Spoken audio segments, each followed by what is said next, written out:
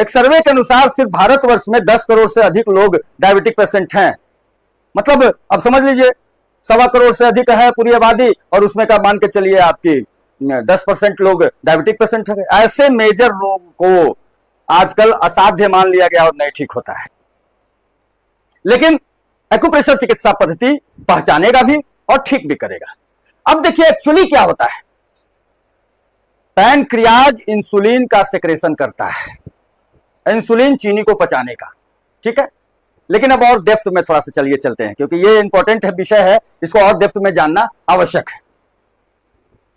Pancreas के अंदर 2 लाख से 30 लाख तक प्रदीपिकाएं होती हैं। उन प्रदीपिकाओं में 4 तरह का सेल होता है, alpha cell, beta cell, delta cell और एफ सेल्स। अल्फा सेल जो है वह ग्लूकागोन सेक्रेशन करता है। ग्लूकागोन नामक हार्मोन का सेक्रेशन पैनक्रियाज में ही होता है, वहां की अल्फा सेल्स करती हैं, ठीक है। जो ग्लाइकोजन है उसको ग्लूकोज में परिणत कर देता है, मतलब कि हमारे शरीर में चीनी की मात्रा को बढ़ाता है।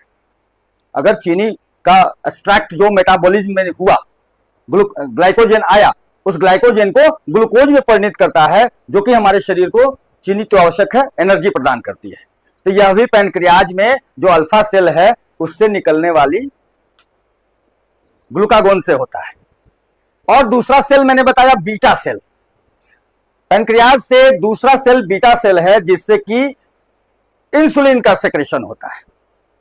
और इंसुलिन जो है वह ग्लूकोज को ग्लाइकोजन में बदल देता है, मतलब कि जो हमारे शरीर में ग्लूकोज जितनी आवश्यकता नहीं है उसको ग्लाइकोजन में वह बदल देता है।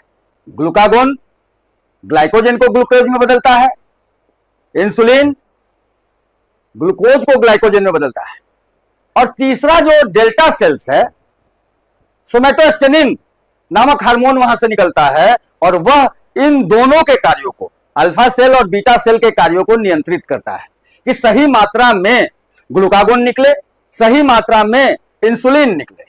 अगर सही मात्रा में निकलेगा तो फिर चीनी सामान्य रहेगा, ना अधिक होगा ना कम होगा, मतलब जितनी मात्रा में ग्लूकोज होनी चाहिए उतना मात्रा में रहेगा। अगर बढ़ गया है ग्लूकोज तो इंसुलिन उसको पचाने का काम करेगा। अगर घट गया है ये चीनी हमारे मात्रा में, तो ग्लूकागोन जो है ग्लूकोज बढ़ाने का कार्य करेगा। सोमेटोस्टेनिन जो डेल्टा सेल से निकल रहा है वह इस दोनों को कंट्रोल करता है। और चौथा जो सेल है वह है एफ सेल्स। यह भोजन जो हम लोग करते हैं उसके बाद यह जाकर के भोजन में मिल जाता है।